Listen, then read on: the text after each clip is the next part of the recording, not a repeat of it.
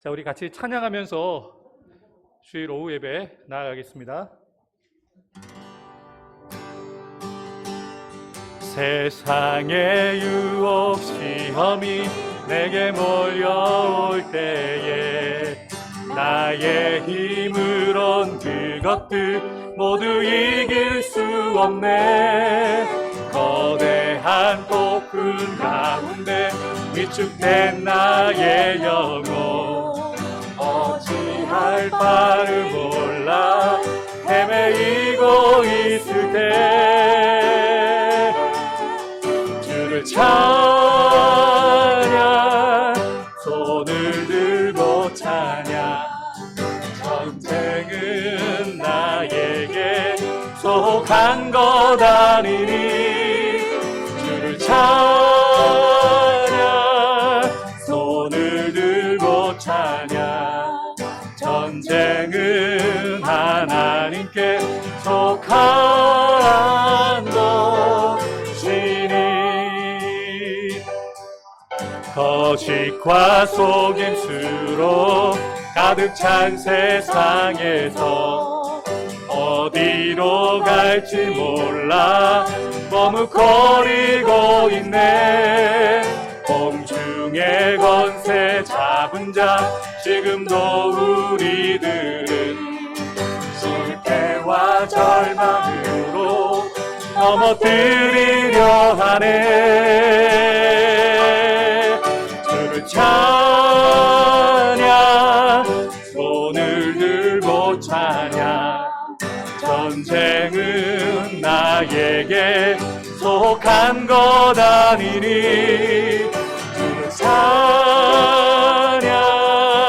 손을 들고 찬양 전쟁은 하나님께 속한 것이니 주위를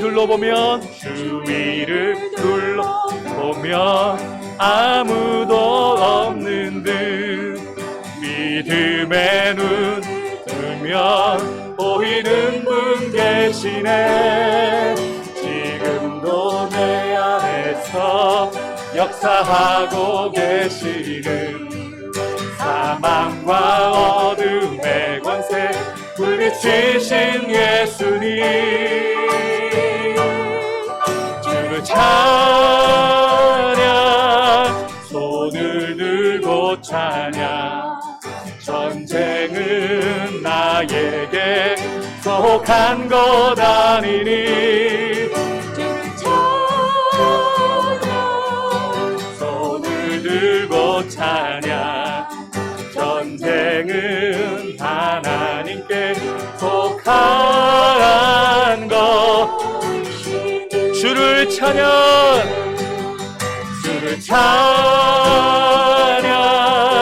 손을 들고 찬양 전쟁은 나에게 속한 것 아니니 주를 찬양 손을 들고 찬양 전쟁은 하나님께 속한 것이니. 하나님 아버지, 우리가 치열한 영적 전쟁터와 같은 이 땅을 살아갑니다. 우리의 힘으로 악한 사단의 그 세력들을 이길 수 없기에 주님을 의지하고 믿음으로 우리의 대장 되시는 예수님을 의지하고 담대히 나아갑니다. 주께서 2000년 전에 십자가에서 사단의 머리를 깨뜨리시고 이기셨기에 우리도 세상을 이기는 그 믿음을 가지고 오늘도 주의 전으로 나왔습니다. 하나님, 오늘도 우리가 함께 찬양하며 또 믿음으로 선포할 때 우리를 묶고 있는 우리 가정 가운데, 교회 가운데, 이 땅 가운데 역사하는 어둠의 영들이 떠나가게 도와주시고 빛 대신 주님의 그 충만한 은혜가 우리 예배 가운데 또 우리 교회 가운데 우리 성도들의 가정 가운데 충만하게 머무는 거룩한 예배가 될 수 있도록 함께해 주옵소서. 감사드리며 예수님의 이름으로 간절히 기도하옵나이다. 아멘. 이 찬양을 잘 모르실 것 같은데 어렵지 않습니다. 그러니까 약간 민요 느낌도 좀 들기도 한데 그냥 좀 악보 보시면서 오늘 그냥 배운다라고 생각하시고 우리 같이 한번 찬양 부르도록 하겠습니다.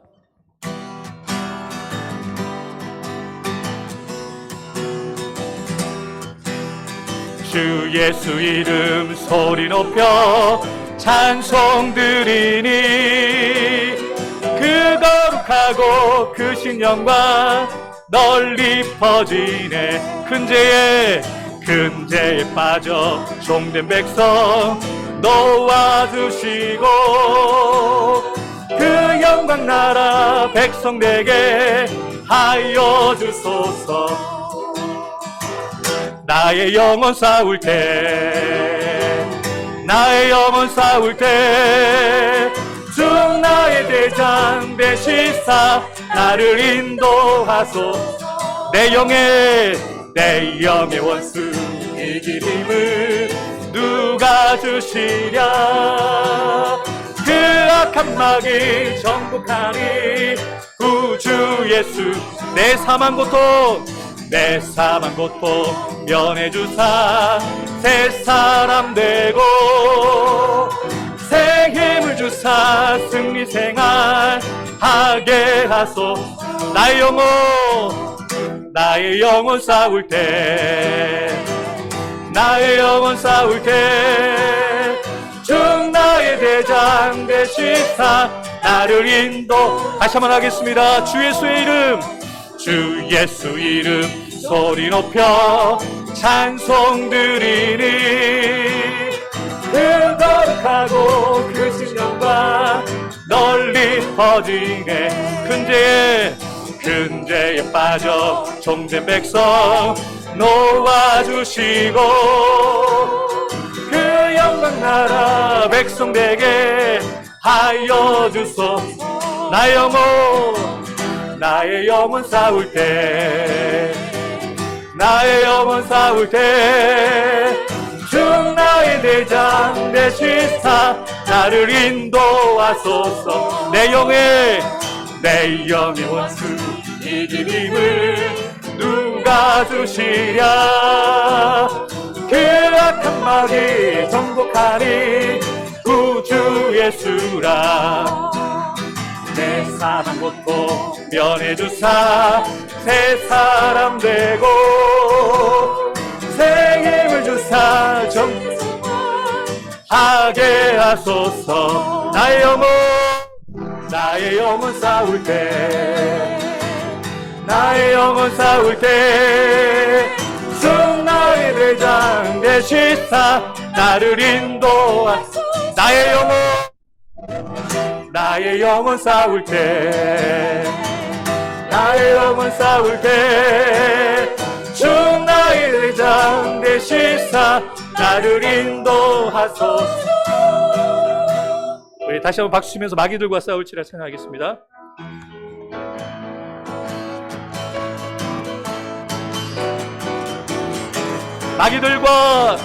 마귀들과 싸울지라 죄악 보스 형제여 또한 싸울지라 저기 악한 적들과 심판날과 멸망이라 내가 섰는 눈앞에 또 다가오리라.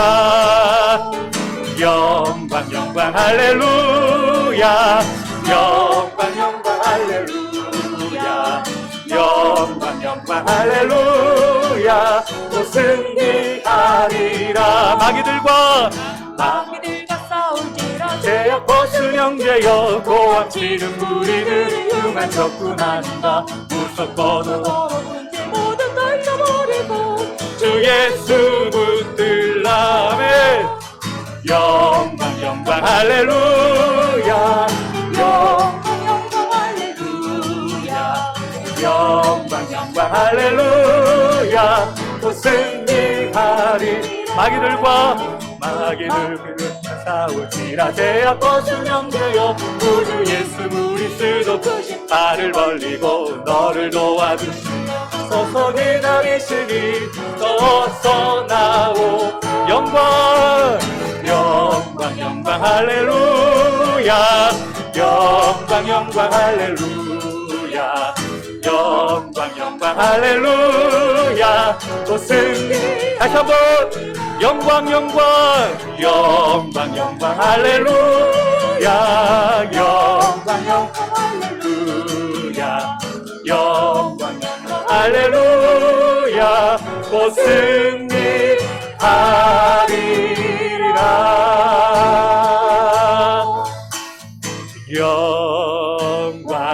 영광 할렐루야 영광 영광 할렐루야 영광 영광 할렐루야 또 승리하 우리 다시 한번 영광 영광 할렐루야 영광 영광 할렐루야 영광 영광 할렐루야 영광 영광 할렐루야 또 승리하리라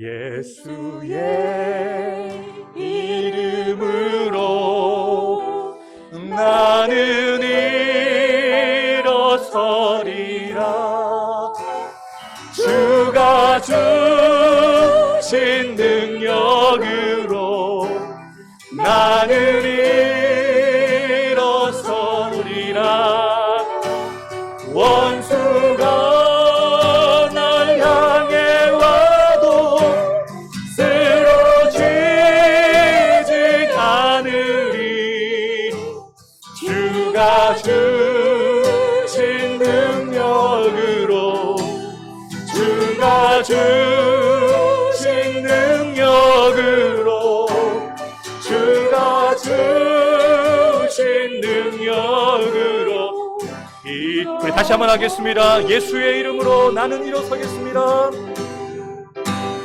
예수의 이름으로 나는 일어서리라 주가 주신 능력으로 나는 일어서리라 원수가 날 향해 와도 쓰러지지 않으리 주가 주신 능력으로 주가 주신 능력으로 주가 주신 능력으로 원수가 날 향해 와도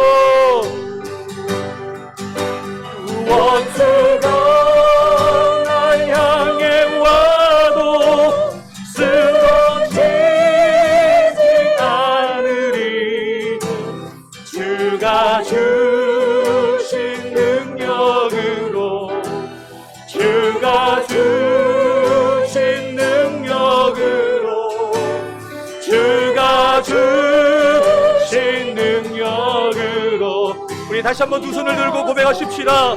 원수가 날 향해 와도 쓰러지지 않겠습니다. 원수가 날 향해 와도 쓰러지지 않으리 주가 주신 능력으로 주가 주신 능력으로 주가 주신 능력으로 일어서리 주사라 주사라 진풍강에도 깊은 바다처럼 나를 잠잠케 해 주사라 내 영혼의 반석 그 사랑 위에서 주사랑 주사랑 주사랑 거친 풍랑에도 깊은 바다처럼 나를 잠잠케 해 주사랑 내 영혼의 반석 그 사랑 위 서리. 주 사랑 거친 풍랑에도 깊은 바다처럼 나를 잠잠케 해. 주 사랑 내 영혼의 반석. 우리 다시 한번 하실 때 우리 목소리로 그렇게 주님의 사랑 안에 서겠습니다. 주 사랑, 주 사랑 거친 풍랑에도 깊은 바다처럼 나를 잠잠케 해. 주 사랑 내 영혼의 반석. 그 사랑 위에 서리. 우리 이 시간 기도하실 때 하나님 그렇습니다. 우리가 주님의 사랑이 우리의 반석이 됨을 고백합니다. 우리가 설 수 있는 것은 주님밖에 없습니다. 주님 우리의 반석이 되어주시기에 우리를 공격하는 수많은 대적들을 넉넉히 이길 수 있는 담대함과 능력이 우리에게 있음을 고백합니다. 오늘도 이 주일 오후 예배 특강 시간을 통해서 이 땅 가운데 역사하고 있는 어둠의 영들을 분별하며 잘못되어진 그 이단들을 분별할 수 있는 능력이 우리에게 허락해 주시고 어떠한 영적인 악한 영들의 세력들의 공격에도 쓰러지지 않는 믿음을 우리가 갖는 귀한 시간 될 수 있도록 도와달라고 우리 목사님 나오실 때까지 우리 다 같이 합심하여서 통성으로 기도하겠습니다. 기도하겠습니다. 살아계신 아버지 하나님 감사합니다. 오늘도 주님께서 우리에게 말씀해 주시고 우리에게 역사해 주실 것을 믿고 나아갑니다.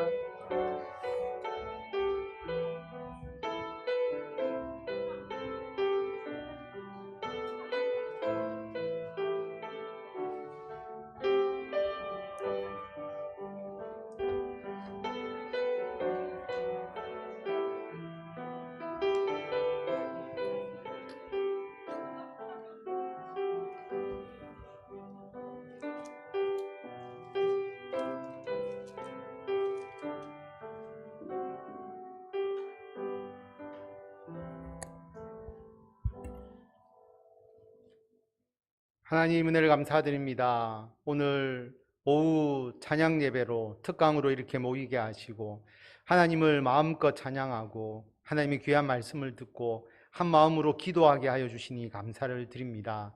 너무나 귀한 이 시간에 참여한 모든 성도들의 심령을 어루만지시고 기도의 응답이 이루어지고 하나님의 뜻을 분별하고 담대히 이 땅에서 하나님의 영광을 위하여 살아가는 훌륭한 믿음의 일꾼 되도록 주님께서 역사하여 주실 줄을 믿사오며 우리 주 예수 그리스도의 이름으로 기도드립니다. 아멘. 하나님의 말씀 요한계시록 13장 1절에서 18절까지의 말씀입니다.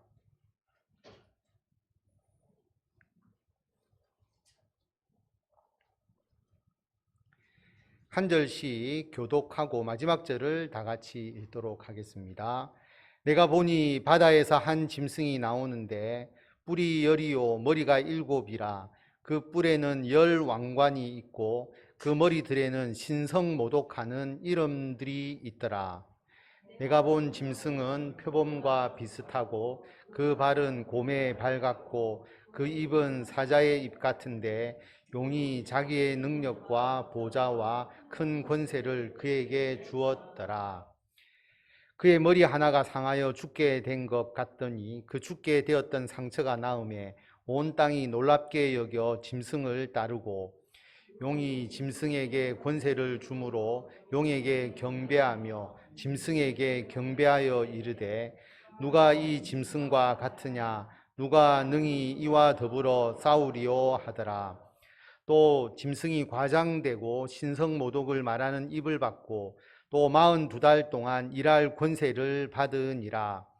짐승이 입을 벌려 하나님을 향하여 비방하되 그의 이름과 그의 장막 곧 하늘에 사는 자들을 비방하더라.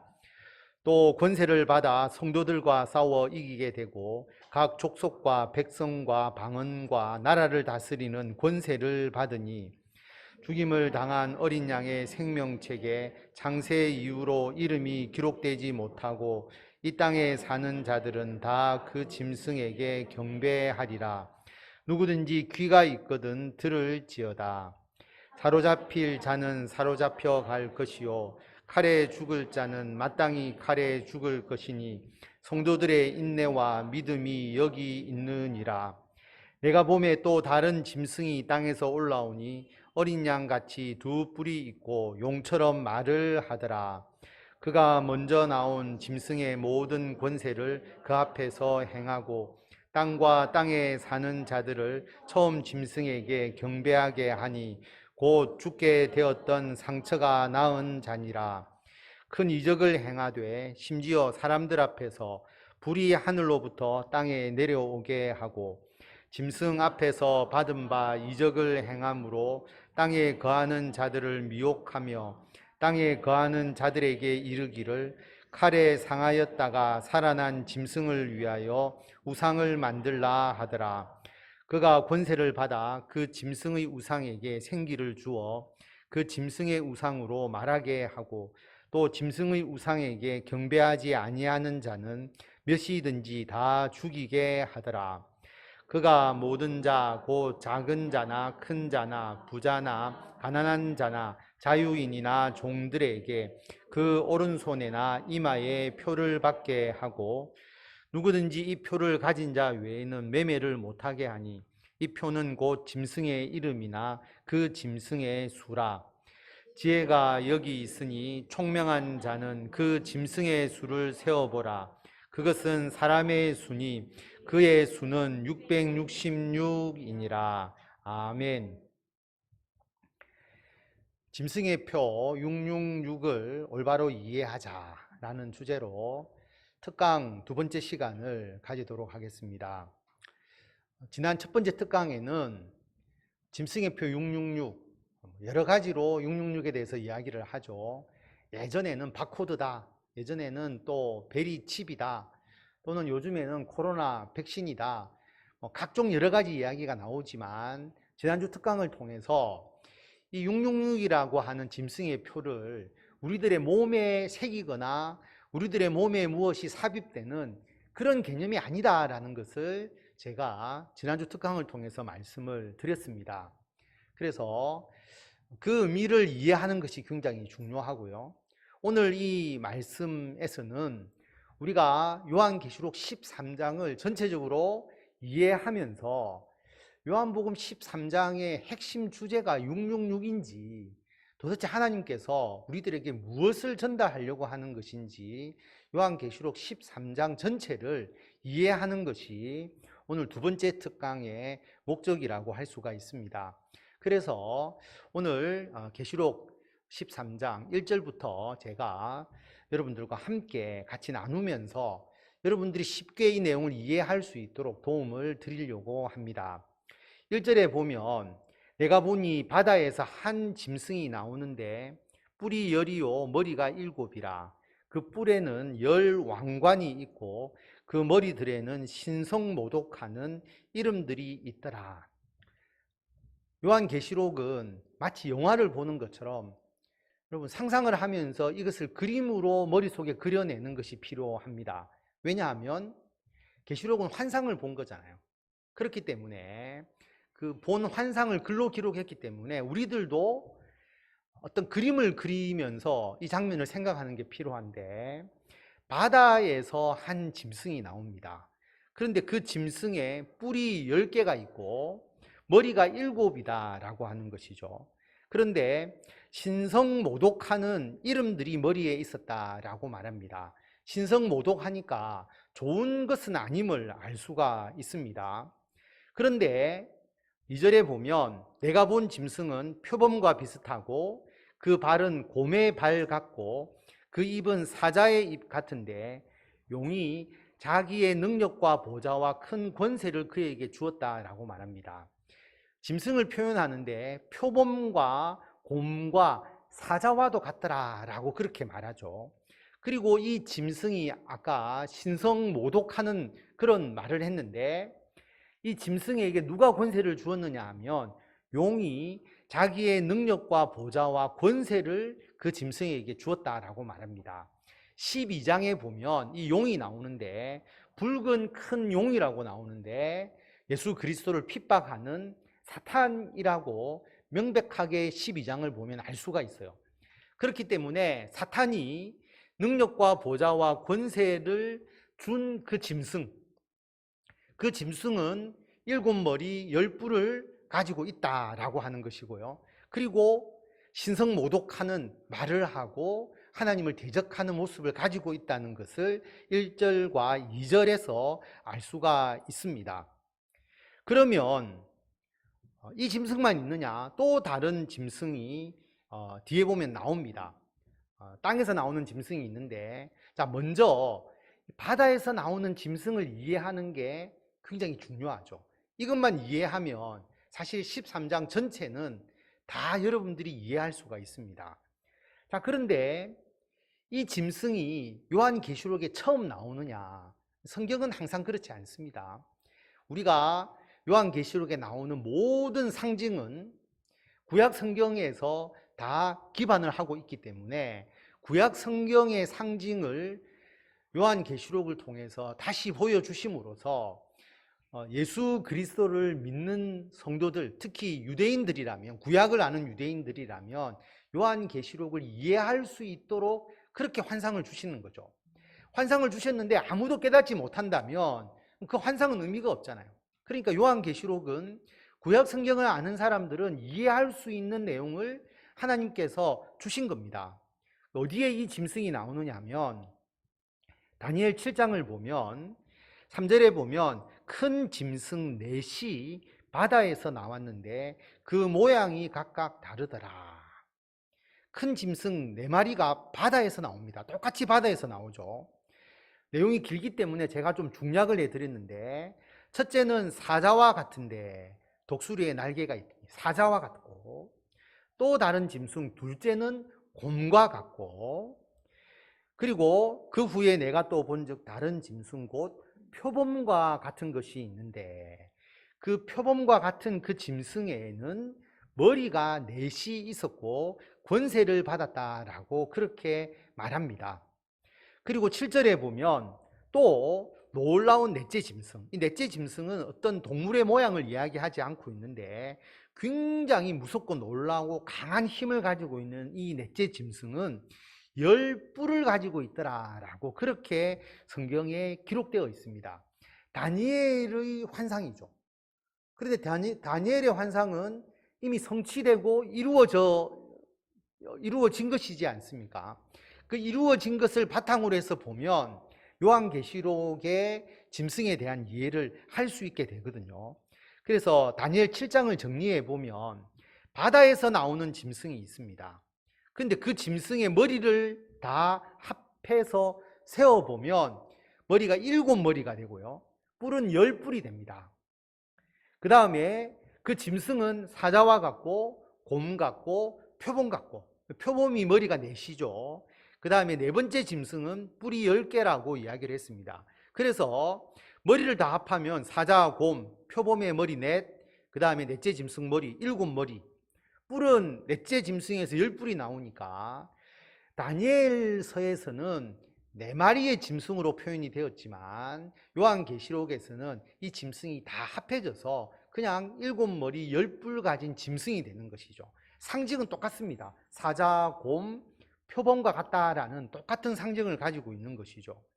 그럼 다니엘서에서 이야기하는 이 4마리의 짐승이 무엇을 의미하느냐?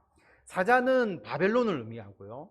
그 다음에 곰은 바사, 페르시아를 의미하고, 표범은 헬라, 마케도니아, 알렉산더 대왕, 마케도니아를 의미하고, 넷째 짐승, 아주 무시무시한 그 짐승은 로마를 의미하는 거죠. 그래서 이후에 이 이스라엘과 관련된 이 주변의 나라들을 다스리는 강력한 강대국들이 나타나게 될 것임을 다니엘을 통해서 보여주셨는데, 그게 대제국 바벨론, 페르시아, 마케도니아, 로마를 의미하는 것입니다.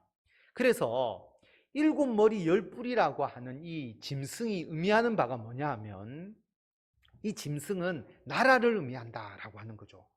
그리고 그 짐승에게 있는 머리와 뿔은 왕을 의미하는 겁니다. 이것을 말하고 있는 것이거든요. 그래서 이것을 환상으로 보여주시는 겁니다. 나라와 그 나라를 이끌어가는 왕 또는 정치 권력을 의미한다라는 겁니다.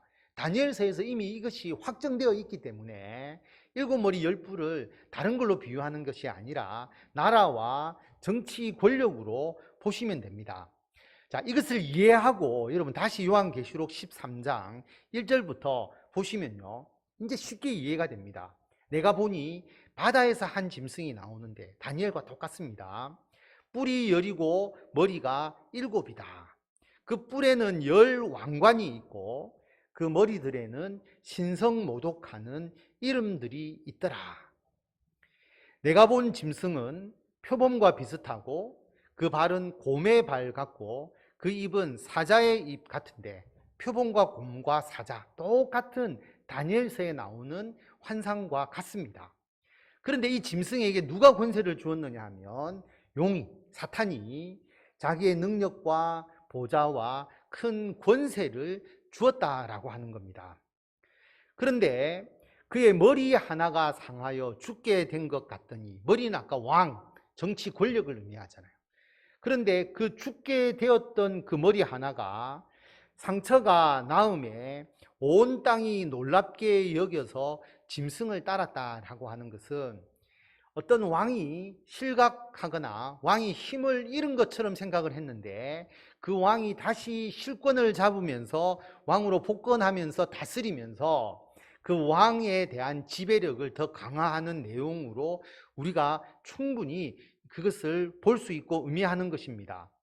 그래서 그 짐승에게, 용이 짐승에게 권세를 주므로 용에게 경배하며 짐승에게 경배하여 이르되 누가 이 짐승과 같으냐, 누가 능히 이와 더불어 싸우리요 하더라.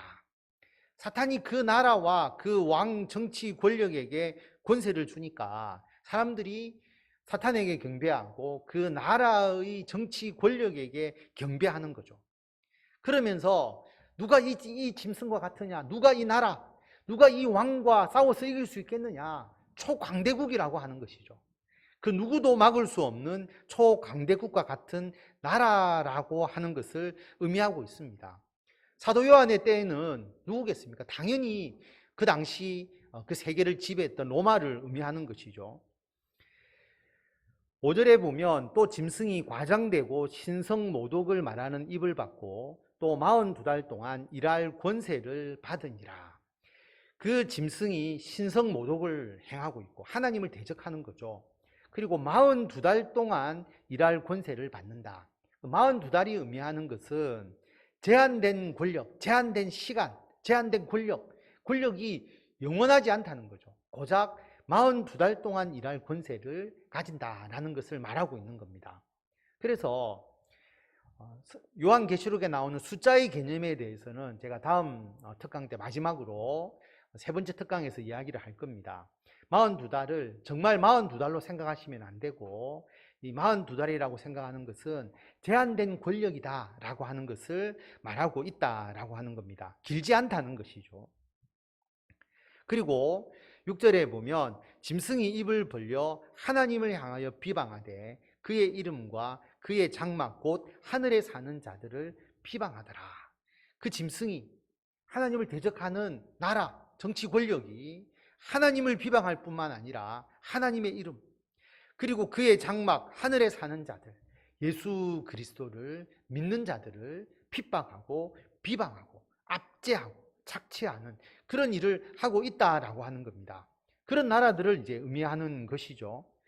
뿐만 아니라 또 권세를 받아 성도들과 싸워 이기게 되고 각 족속과 백성과 방언과 나라를 다스리는 권세를 받으니, 성도들과 싸웠는데 국가 권력을 가지고 탄압을 하니까, 사도 요한의 시기에는 로마니까 로마가 예수 그리스도를 믿는 자를 핍박하는 겁니다. 그리고 그 나라가 초강대국이니까 열방을 다스리죠. 각 족속과 백성과 방언과 나라를 다스리는 권세를 가지고 열방을 다스리니까 그 정치 권력을 가지고 예수 그리스도를 믿는 자를 핍박하니까 마치 성도들이 패배한 것처럼 보이고 마치 성도들이 진 것처럼 보이고 그들이 이긴 것처럼 보이게 되는 겁니다. 그런데 성경은 우리들에게 이것으로 끝난다고 이야기하지 않습니다. 8절 말씀 우리 다 같이 한번 읽도록 하겠습니다. 죽임을 당한 어린 양의 생명책에 창세의 이유로 이름이 기록되지 못하고 이 땅에 사는 자들은 다 그 짐승에게 경배하리라. 아멘. 죽임을 당한 어린 양의 생명책. 여러분 그냥 생명책이라고 이야기를 하면 될 것인데 죽임을 당한 어린 양의 생명책이라고 특별하게 기록한 것은 여러분 그 생명책에 아무나 이름이 올라가는 게 아니라 죽임을 당한 어린 양을 믿어야 되는 거죠. 죽임을 당한 어린 양은 뭡니까? 예수님께서 우리 죄를 대신하여서 십자가에서 죽으셨다는 것이잖아요. 그것을 믿는 믿음을 가진 자가 생명책에 이름이 기록된다는 겁니다. 죽임을 당한 어린 양의 생명책에 창세 이후로 이름이 기록되지 못하는 자들은 그 짐승에게 경배합니다. 그 짐승에게 그 나라의 정치 권력에 굴복해서 하나님을 대적하고 하나님을 믿는 신앙을 포기하게 되는 것이고, 반면에 예수 그리스도의 십자가의 대속을 믿는 자는 절대로 그 짐승에게 그 신앙의 박해에 신앙을 잃어버리지 않는다라고 하는 것을 말하는 것이죠. 여러분 1절부터 8절까지의 모든 내용의 핵심은 여기에 있는 겁니다. 죽임을 당한 어린 양의 생명책에 기록된 자는 그 짐승에게 무릎 꿇지 않는다라고 하는 것이죠. 그래서 9절에 중요한 하나의 구절이 나오는 겁니다. 누구든지 귀가 있거든 들을지어다. 귀가 있으면 들어라. 환상을 통해서 보여주시는 핵심의 내용은 이겁니다. 귀 있는 자는 들으라. 그 귀 있는 자가 들어야 될 내용이 뭡니까? 죽임을 당한 어린 양의 생명책에 이름이 기록된 자는 짐승에게 경배하지 않는다. 귀 있는 자는 들으라. 죽임을 당한 어린 양의 생명책에 이름이 기록된 자는 짐승에게 경배하지 않는다라는 것을 말하고 있는 것이죠. 여러분 그 당시에 예수 그리스도를 믿는 사람들, 그리고 지금까지 예수 그리스도를 믿어온 사람들, 그리고 지금 우리들 모두 어린 양의 생명책에 이름이 기록되어 있잖아요. 그러므로 우리는 어떠한 정치 권력이든 또는 예수님을 대적하고 예수님을 믿지 못하도록 우리들을 핍박하는 그 세력에 우리가 무릎 꿇지 않는 것이죠. 그래서 우리가 궁극적으로 그 악의 세력, 사탄의 세력과 싸워서 우리가 승리한다는 것을 보여주고 있는 겁니다. 10절에 보면 그러나 그 승리가 쉬운 것은 아니죠. 어떤 측면에서 보면 사로잡힐 자는 사로잡혀 갈 것이요. 대항하다가 투옥되는 겁니다. 끌려가는 겁니다. 칼에 죽을 자는 마땅히 칼에 죽을 것이니 순교하는 거죠. 죽임을 당하기도 합니다. 그런데 성도들의 인내와 믿음이 여기 있느니라. 여러분 끌려가서 투옥당하고 사자밥이 되고 그 당시에 횃불처럼 매달려서 불태워서 죽이는 그런 그리스도인에 대한 핍박에도 불구하고 성도들은 믿음을 지켰습니다. 핍박과 순교에도 믿음을 지키는 것, 이 땅에서의 삶이 영원하지 않기 때문에 인내와 믿음을 가지고 그 환난과 그 핍박을 대항해서 이기는 것, 그게 우리 성도들이 해야 될 일이 되는 것이죠. 그래서 편안하다고 이야기하지 않습니다. 잡혀갈 자는 잡혀가고 칼에 죽은 자는 마땅히 죽겠지만 그래도 성도들은 인내와 믿음을 지키면서 짐승에게, 사탄의 세력에 무릎 꿇지 않는다라는 것을 선언하는 것이죠. 11절에 보면 또 다른 짐승이 하나 나옵니다. 두 번째 짐승이 나오는데 내가 보매 또 다른 짐승이 땅에서 올라오니 어린 양같이 두 뿔이 있고 용처럼 말을 하더라. 자, 두 번째는 땅에서 올라오는 짐승입니다. 이 짐승은 첫 번째 짐승을 이해하면 요한계시록만 읽어보면 다 쉽게 이해할 수 있습니다. 한번 보겠습니다. 12절에 보면 그가 먼저 나온 짐승의 모든 권세를 그 앞에서 행하고 땅과 땅에 사는 자들을 처음 짐승에게 경배하게 하니 곧 죽게 되었던 상처가 나은 자니라. 이 두 번째 짐승의 역할은 사람들이 첫 번째 짐승에게 경배하도록 이끌어주는 역할을 하는 짐승이죠. 그래서 처음 짐승이 아까 나라라고 이야기를 했고 왕, 또 정치 권력이라고 말씀을 드렸잖아요. 그러니까 나라와 왕에게 경배하도록 이끌어주는 역할, 결국 뭐냐 하면 우상을 숭배하고 그 당시에는 황제 숭배, 황제가 신이니까 황제를 숭배하라고 그렇게 이끌어주는 종교 세력이 이 두 번째 짐승임을 우리가 알 수가 있습니다. 그래서 13절에 보면 큰 이적을 행하되 심지어 사람들 앞에서 불이 하늘로부터 땅에 내려오게 하고, 그럼 불이 하늘에서 내려오게 하는 것은 엘리야 선지자를 보듯이 하나님의 선지자가 하는 능력이었잖아요. 그런데 하나님의 선지자가 하는 역할을 가지고 성도들을 미혹하는 것이죠. 그렇게 행하는 거짓 종교 세력을 말하는 겁니다. 뿐만 아니라 짐승 앞에서 받은 바 이적을 행함으로 땅에 거하는 자들을 미혹하며 땅에 거하는 자들에게 이르기를 칼에 상하였다가 살아난 짐승을 위하여 우상을 만들라 하더라. 이 두 번째 짐승은 이적을 행하면서 사람들을 미혹합니다.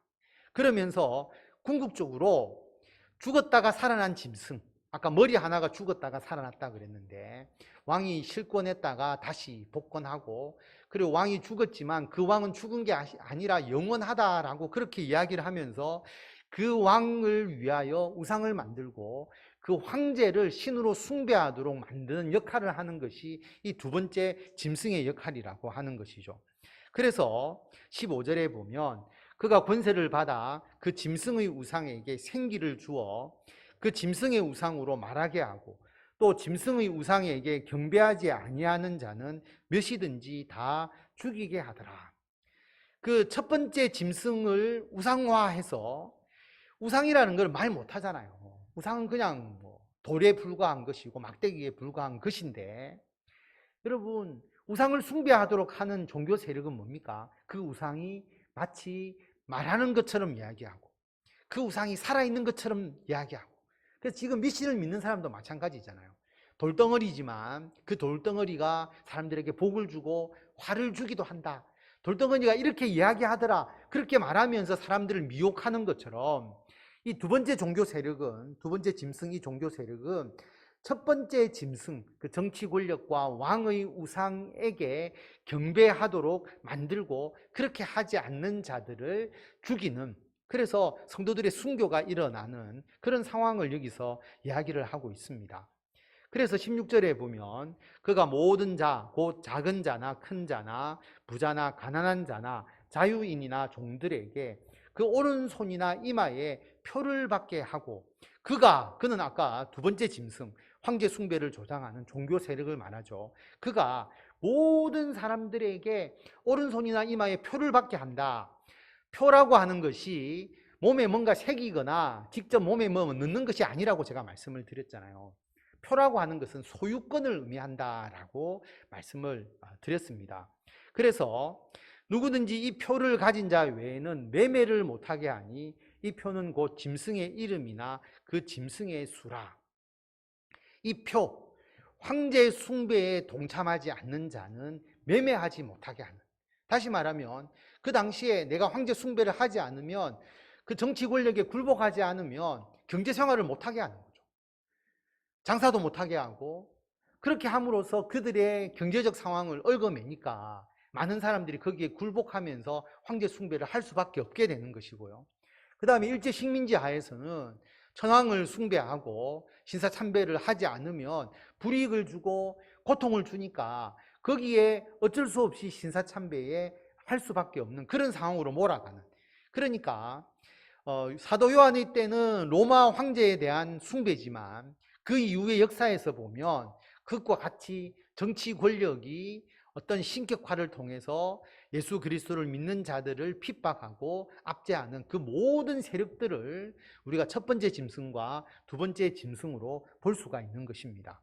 그래서 이 표를 가진 자, 황제 숭배에 동조하지 않는 자 외에는 경제적인 불이익을 주는 것, 이것을 이제 알 수가 있습니다. 그래서 이 표라고 하는 것이 지난주에도 말씀을 드렸지만 다시 한번 요한계시록 7장 2절을 보면 또 다른 표가 나온다고 말씀을 드렸잖아요.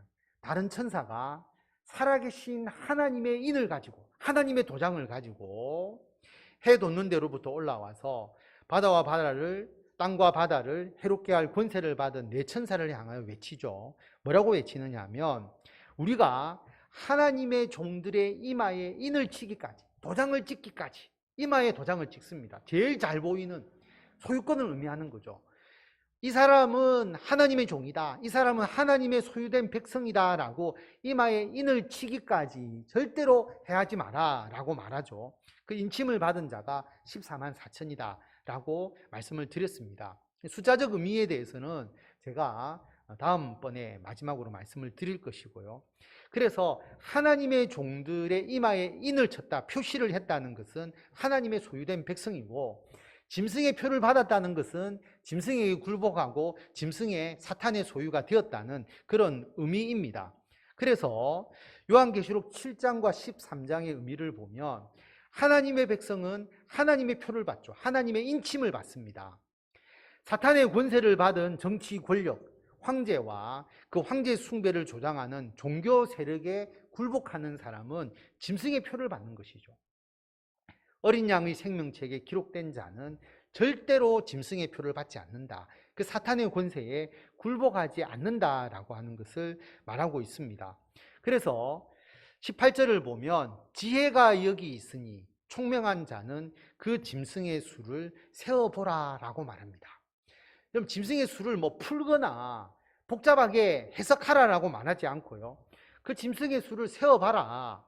세어보면 그 짐승은 사람의 수다, 사람을 의미한다는 것을 이야기하고 있고, 그 수는 666이다 라고 말합니다. 그래서 여러분 앞에서 이야기했던 그 정치 권력, 황제 숭배를 의미하는 것임을 우리가 알 수가 있고요. 왜 666일까? 여러 가지로 해석을 해볼 수 있습니다. 777이 아니다 라고 하는 거죠. 우리 유대인들은 7을 완전수로 여기는데, 황제가 큰 권력을 가지고 초강대국으로 열방을 지배하고 그들에게 맞서면 경제생활을 하지 못하고 어려움을 겪도록 하고 있는데, 사람들은 그 황제가 완전한 신이라고 생각하지만 우리가 성도들의 입장에서 보면 그것은 완전한 수인 777에 미치지 못하는 666에 불과한 것이다. 그것을 의미하고 있는 것이고요. 또 다른 하나의 측면으로 보면 네로 황제라는 이 말을 히브리어로 음력을 하는 겁니다. 바꾸는 겁니다. 근데 히브리어는 그 히브리어 단어, 철자 하나하나가 숫자의 의미가 있습니다. 그래서 그 숫자를, 네로 황제를 히브리어로 음력을 해서 그 숫자의 합계를 내보면 666이 나온다라고 하는 거죠. 그래서 그 당시로는 네로 황제를 의미하지만 네로 황제만 의미하는 것이 아니라 앞에서 보았듯이 짐승의 표라고 하는 것은 결국 정치 권력, 그리고 정치 권력을 통해서 예수 그리스도를 믿는 자들을 핍박하고 대적하는 그러한 세력들, 또 그렇게 하도록 성도들을 미혹하는 종교 세력들, 그것을 이제 의미하는 것이다라는 것을 여기서 이야기를 하고 있습니다. 그래서 요한계시록 13장을 우리가 쭉 읽어보았는데요. 알려주는 내용이 뭐냐? 간단합니다. 정치 권력과 종교 세력이 우상 숭배, 황제 숭배를 하도록 강요하는 것, 미혹하는 것. 일제시대 때 신사 참배일 수도 있고, 또 지금 세계 각지에서 이슬람과 또 불교와 또 토착, 미신, 이런 데가 종교 국가가 되어 있는 데는 예수 그리스도를 믿는 성도들을 핍박하고 죽이기까지 하잖아요. 아직도 마을을 불태우고 아직도 살인이 일어나는 일들을 여러분 많이 보지 않습니까? 그러니까 경제적 불이익을 주고 핍박을 가하고 죽이기까지 하는 그런 사탄의 세력들이 있다라고 하는 겁니다. 그런데 그 가운데서 성도들은 십자가 대속을 믿는 믿음으로 구원을 받고 죽임을 당하신 어린 양의 생명책에 이름이 기록되어 있기 때문에 어떤 핍박이 오더라도 절대 거기에 굴복하지 않는다는 겁니다. 어떤 때는 끌려가서 투옥되기도 하고 어떤 때는 죽임을 당하기도 하지만 죽기까지 믿음을 지키고 인내하면서 이겨낸다. 승리가 예수 그리스도를 믿는 자들에게 있다라는 것을 알려주기 위해서 이 환상을 유배되어서 반모섬에 가 있는 사도 요한에게 하나님께서 보여주셨고, 이 요한계시록 환상을 통해서 요한이 전해준 이 환상의 내용, 전해준 예수 그리스도의 이 복음의 내용을 다시 한번 성도들이 접하면서 궁극적으로 승리할 수 있었다라고 하는 것을 우리들에게 알려주고 있습니다.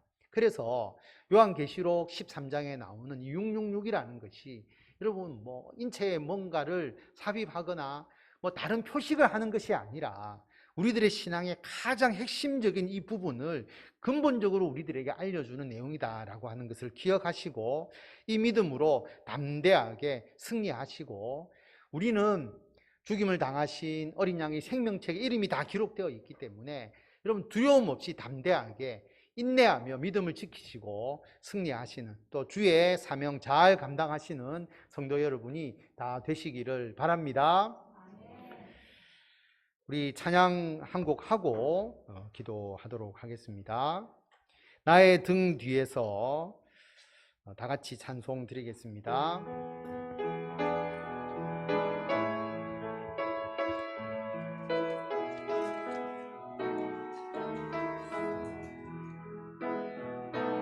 나의 등 뒤에서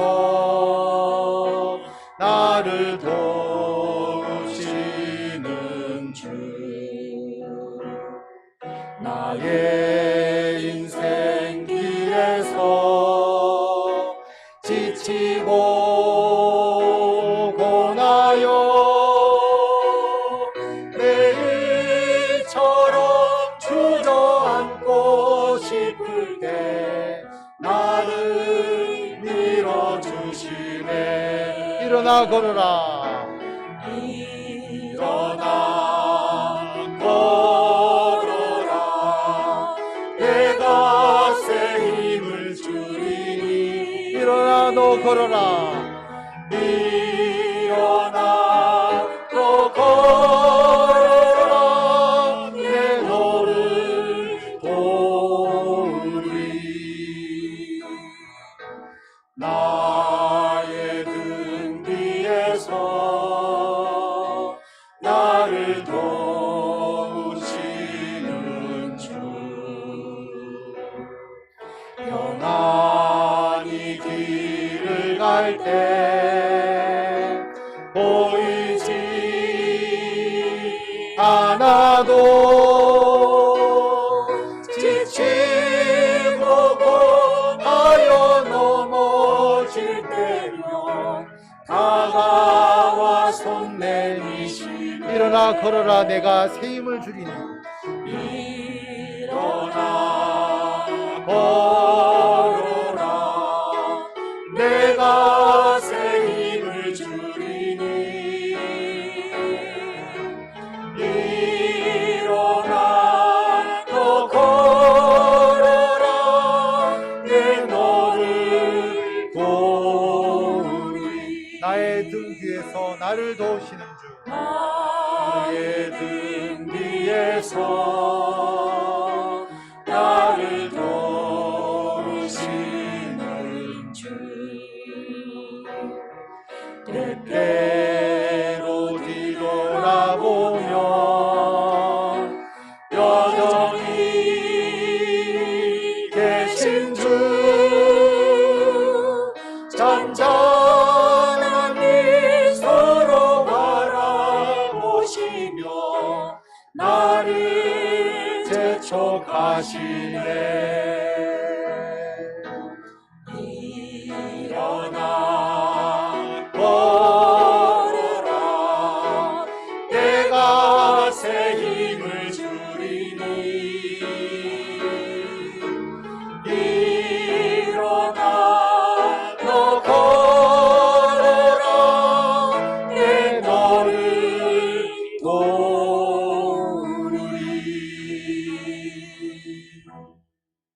아멘. 여러분, 성경부를 많이 하면 많이 할수록, 신앙의 깊은 곳에 들어가면 들어갈수록 결국 어디로 모든 내용이 기결되느냐 하면 예수 그리스도의 십자가의 대속의 은혜를 믿는 믿음으로 구원 얻는다, 그 진리로 가게 됩니다. 그래서 여러분, 그 믿음을 흔들려고 사탄이 모든 수단을 가하고 있기 때문에 가장 단순하고 가장 근본적인 이 믿음을 지키는 것이 굉장히 중요하고요. 그런데 여러분, 우리들의 인간은 너무나 나약하기 때문에 그 믿음이 흔들릴 때가 굉장히 많은 것입니다. 특별히 어려움을 당하거나 또 고통이 있을 때, 또 어떤 핍박이 있을 때, 또는 너무나 평안해서 또 너무나 나태해질 때 우리가 이런 믿음이 흔들릴 수 있기 때문에 이 믿음을 온전히 지킬 수 있도록 기도하시고요. 특별히 임상 목사님, 여러분 먼 거리에 있잖아요. 오고 싶어도 비행기를 타지 못하면 오지 못하고, 또 그 선교사님이 공항까지 인도해서 그 절차를 밟아주지 못하면 임상 목사님이 스스로 거기서 나오실 수가 없는 곳이잖아요. 그러므로 그 선교사님과 그 임상 목사님의 그 상황을 우리가 떠올려 보시고, 어떻게 보면 굉장히 불안해할 수도 있는데 그래도 믿음으로 그 선교사님과 또 그 임상 목사님께서 그 가운데서 기도하시면서 이기고 계시기 때문에 여러분 기도해 주시고요. 그 다음에 현욱이 여러분 무인실에서 오고 가지도 못하고 그 안에서 한 달 이상 있다고 생각해 보십시오. 쉽지 않잖아요.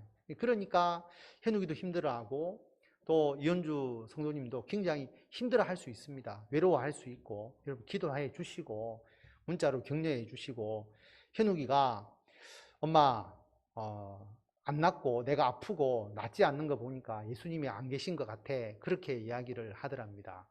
그런데 뭔가 이현주 성도님이 이야기해 줄 수가 없었다라고, 아무 말도 해주지 못했다라고 이야기를 하시더라고요. 제가 뭐라고 말씀드렸냐면, 그게 맞습니다. 당연히 엄마도 그렇게 생각한다. 그러나 현우가 우리가 하나님께 기도하는 것 외에는 다른 방법이 없다, 그렇게 말하라고 제가 말씀을 드렸어요. 왜냐하면 시편을 보시면 시편의 기자들도 오늘 목사님 다윗에 대해서 설교하셨지만, 다윗도 수많은 고통 가운데서 하나님 어디 있으십니까? 하나님 왜 내 기도에 응답하지 않으십니까? 하나님 왜 나를 이렇게 놔두십니까? 수많은 고백을 했거든요. 그래서 그렇게 생각하는 것이 신앙의 첫 출발입니다. 거기서부터 신앙이 시작되는 것이거든요. 그래서 신앙이라고 하는 것은 여러분, 우리가 그냥 어떤 고속도로를 쭉 달려듯이 형통하면서 달려가는 것이 아니고 그런 과정과 고민을 이어가는 것이죠. 문제는 그것을 신앙으로 극복하면서 나아갈 수 있도록 우리가 도와주고 함께 기도하는 것이 필요한 겁니다. 그래서 연주 성도님 성경 필사를 시작하셨대요. 믿음으로서 이 모든 걸 이기기 위해서. 그래서 그 가운데서도 신앙으로 이것을 이끌어 가려고 굉장히 노력하고 계시기 때문에 우리가 함께 기도하고 함께 도움을 주어야 합니다. 그래서 임상 목사님, 그리고 우리 현욱이와 이현주 성도님, 그리고 주변의 어려움을 겪는 모든 분들이 흔들리지 않는 믿음으로 우리와 함께 하시는 하나님을 믿고 나아가 승리할 수 있도록, 마치 사도 요한의 때에 여러분 고통과 핍박을 당하면서 사로잡혀가고 죽임을 당하지만 성도들의 인내와 믿음으로 그것을 지켜나가는 그 성도들의 그 공동체처럼 우리들도 그분들을 위해서 진정으로 기도할 수 있도록, 시간이 많이 지났지만 5분만 우리가 함께 뜨겁게 기도하고 제가 마침 기도하도록 하겠습니다. 아버지 하나님, 주님께서 함께하여 주시옵소서. 우리들 가운데 하나님께서 온전히 인도하여 주시옵소서. 아버지, 우리가 하나님 주여 임상 목사님, 그리고 현욱이, 이현주 성도님, 그리고 어려움에 빠져있는 우리 모든 성도들, 아버지 우리가 한 마음으로 한 뜻으로 기도하며 주여 그들을 진정으로 주님께서 돌보아 주시기를 간절히 기도합니다. 아버지, 어려운 가운데서 아버지 하나님 어디 있느냐고 외치고, 주여 하나님께서 왜 나를 도와주시지 않느냐고 우리에게 주여 정말 그 간절함과 그 불평과 불만이 쏟아져 나오면서 나와 함께 하시는 하나님을 만나고 나와 진정으로 인격적으로 교제하시는 하나님을 온전히 붙잡고 나아갈 수 있도록 아버지 하나님께서 인도하여 주시고, 아버지 그 먼 탄자니아에서 주여 주님께서 정말 주의 복음의 열정만 가지고 나아가신 임상 목사님이 코로나로 고통을 겪고 어려움을 겪는 것을 볼 때에 하나님 왜 그렇게 하셨는지, 그리고 그 어린아이의 그 몸을 하나님께서 강건하게 만들어주시지 아니하시고 왜 백혈병으로 고생하도록 만드셨는지, 주여 우리가 하나님께 하소연하고 하나님께 불평하고 하나님께 불만을 토로하면서도 아버지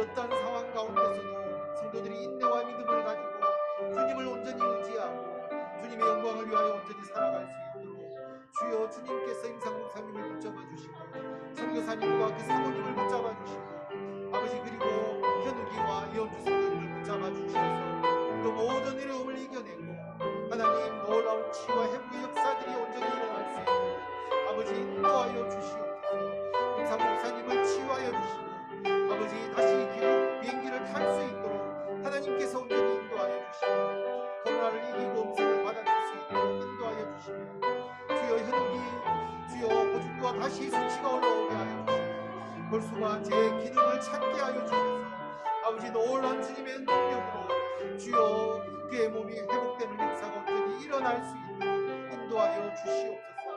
하나님만을 믿고 의지하며 나아가는 믿음의 훌륭한 일꾼이 될 수 있도록 현욱이를 붙잡아 주시고 현욱이의 앞길을 주님께서 온전히 열어주시고 하나님의 영광을 위하여 귀하게 쓰임받는 믿음의 귀한 아들이 될 수 있도록 하나님께서 인도하여 주시고 역사하여 주시기를 간절히 기원합니다. 주님께서 함께하여 주시고 인도하여 주셔서 연주성도 믿음으로 아들을 간호하고 믿음으로 더욱더 하나님의 영광을 위하여 귀하게 쓰임받을 수 있도록 아버지께서 인도하여 주시고 함께하여 주시기를 간절히 기원합니다. 주님의 도우심과 주님의 역사하심을 기다리면서 주님만을 의지하는 게 되기를 아버지께서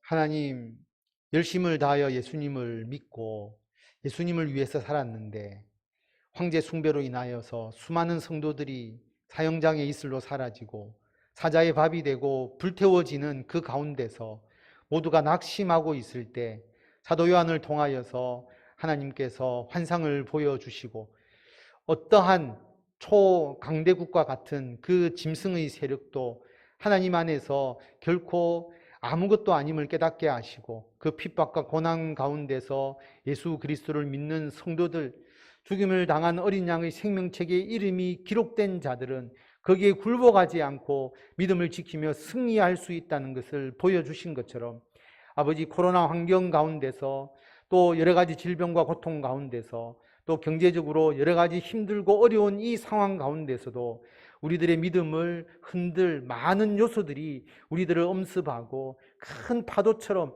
우리들에게 다가오고 있습니다. 그러나 오늘 이 말씀을 통하여 하나님께서 우리들에게 알려주신 것처럼 어떠한 상황 가운데서도 우리들의 믿음이 흔들리지 않게 하여 주시고 그 믿음을 함께 할 수 있도록 우리 교회 공동체가 서로를 위하여 기도하고 서로를 붙잡아주고 서로에게 힘이 되고 능력이 되는 귀한 은혜를 우리들에게 더하여 주시기를 간절히 빌고 원합니다. 뭐냐면 탄자니아에 오직 복음의 열정 하나만을 가지고 임상 목사님께서 가셨습니다. 아버지 하나님, 그곳에서 코로나에 걸리셨지만 주님께서 역사하셔서 그 코로나를 이김으로써 그 믿음의 공동체가 다시 하나님의 놀라운 역사로 회복되게 하여 주시고 현지의 선교사님과 사모님과 목사님이 모두 건강하게 되셔서 목사님이 귀국하는데 아무런 어려움이 없도록 주님께서 인도하여 주시고 그곳에서 보여주셨던 임상 목사님의 모든 사역이 그들에게 큰 힘이 되고 전환점이 될 수 있도록 아버지께서 인도하여 주시옵소서. 현욱이가 많이 힘들어하고 현욱이가 또한 마음적으로 나약해지기 쉬운 상황에 있습니다. 그리고 호중구 수치가 올라야 다시 몸이 회복되어서 무균실에서 나오고 또 그 다음 절차를 진행할 수 있습니다. 하나님, 기나긴 치료의 과정 중에서 힘을 잃지 않도록 주님께서 붙잡아 주시고 그 어려운 가운데서도 지푸라기와 같이 그 믿음을 붙잡고 나아가는 이현주 성도님 특별히 함께하여 주셔서 그 기도에 응답하여 주시고 그가 하나님의 말씀을 기록하며 하나님의 뜻을 깨달아 나갈 때에 하나님께서 놀라운 역사로 함께 하셨던 그 기적과 그 은혜를 그 가정에 더하여 주셔서 믿음의 귀한 열매를 맺기에 부족함이 없도록 아버지께서 인도하여 주시옵소서. 오늘 예배드린 모든 성도들 어려운 가운데서 하나님께 부르짖고 하나님을 찾을 때에 하나님께서 모든 문제를 해결하여 주시고 주의 은총과 복으로 채워주시며 기도하는 바가 이루어지게 하여 주시고 한 걸음 한 걸음 주님을 위하여 전진하는 모든 일들이 아름답고도 복된 열매를 맺을 수 있도록 역사하여 주시고 늘 심령의 강건함과 하나님을 찬양하고 경배하는 그 기쁨과 감사만이 넘쳐나는 복된 삶이 되게 하여 주시기를 간절히 빌고 원하오며 우리 주 예수 그리스도의 이름으로 기도드립니다. 아멘. 교회의 머리가 되신 우리 주 예수 그리스도의 은혜와 하나님의 크신 사랑과 성령의 교통하심이 어떠한 상황 가운데서도 인내와 믿음을 가지고 예수 그리스도를 믿고 구원 얻는 그 복음의 진리를 붙잡고 하나님의 영광을 위하여 살아나기를 원하는 모든 성도들 위해 지금부터 영원토록 함께 하시기를 간절히 축원하옵나이다. 아멘.